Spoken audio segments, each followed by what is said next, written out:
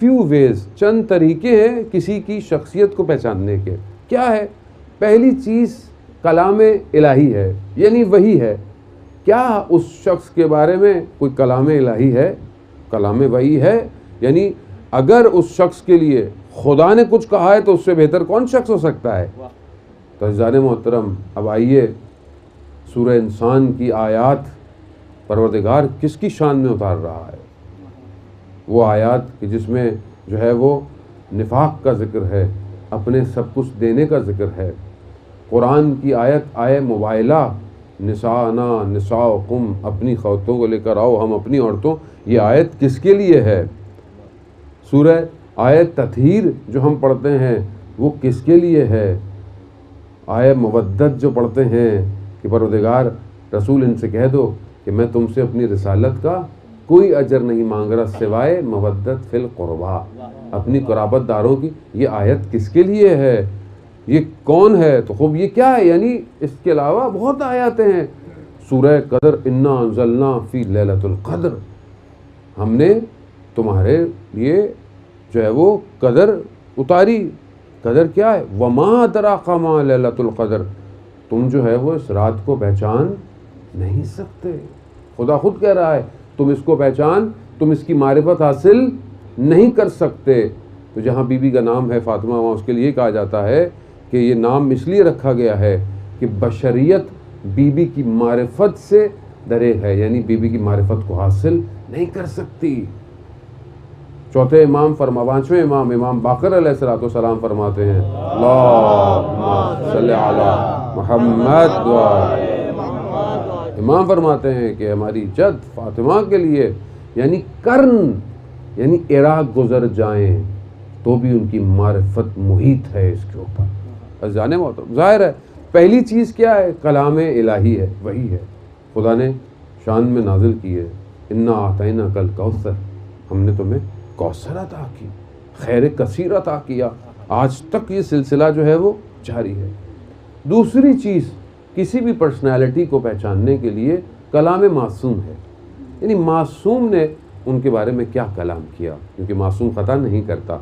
تو آئیے دیکھیے خود رسول خدا حضرت محمد مصطفیٰ صلی اللہ علیہ وآلہ، اللہم صلی علی محمد.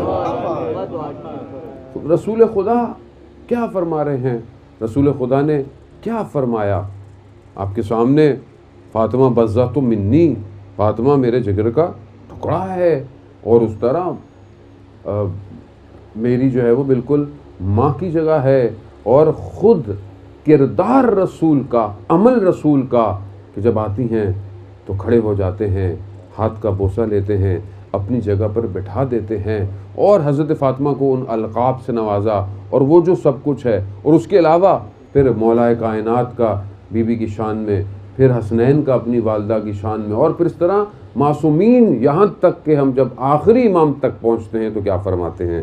میرا آخری امام جو حاضر ہے، ہم غائب ہیں، جو ہمیں دیکھ رہا ہے، ہم اسے دیکھ نہیں سکتے اپنی گناہوں، اپنی غلطیوں. آپ کو نہیں، خدا نخواستہ میں اپنے آپ سے مخاطب ہوں کہ میں دیکھ نہیں پاتا اپنی خطاؤں کی وجہ سے، اپنی غلطیوں کی وجہ سے. عزیزان محترم، خوب وہ یہ فرماتے ہیں کہ میرے لیے اگر کوئی رول ماڈل ہے تو وہ رسول خدا کی بیٹی ہے، یعنی وہ کہ جس کے لیے کائنات انتظار کر رہی ہے، وہ جو انبیاء کا وارث ہے، وہ جس کے لیے پوری خلقت منتظر ہے کہ وہ یوسف زہرا کب ظہور کرے گا.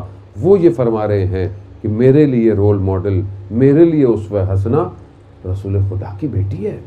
یعنی اس سے بڑھ کر اور کیا معرفت ہو. اس کے علاوہ تیسری چیز، اس شخص کا اپنا عمل، اس شخص کا اپنا کردار اس کی شخصیت کی پہچان کرتا ہے.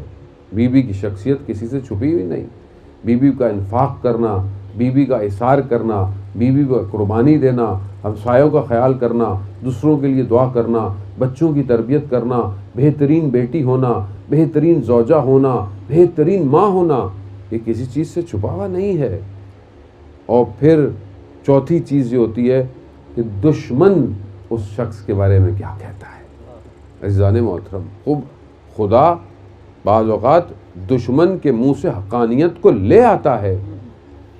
جیسے منصور جب چھٹے امام کا دور ہے، آپ جانتے ہیں کہ امام کو زہر دینے والا یہی خلیفہ، لیکن جب بیت کعبہ کی طرف پہنچا تو کیا نکلا کہ یہ جو امام ہے یہ قلوب کا امام ہے، یعنی ان کے اندر سے نکال گیا۔ اسی طرح کتنے بڑے بڑے علماء دوسرے فرقوں کے، دوسرے مذاہب کے، کہ انہوں نے کتابیں لکھی ہیں اور کتابیں لکھتے رہے۔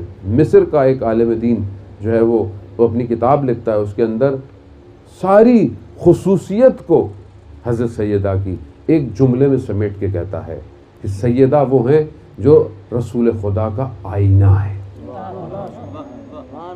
اس سے بڑھ کر اور کیا بات ہو سکتی ہے کہ ایک ایسی شخصیت ہے، ایک ایسی ہستی ہے کہ جو آئینہ ہے، یعنی بالکل جو رسول خدا تھے وہی ہے، اپنے کردار میں، اپنی گفتار میں، اپنی رفتار میں، یعنی جب چلتی ہیں تو ایسے لگتا ہے کہ رسول چل رہے ہیں۔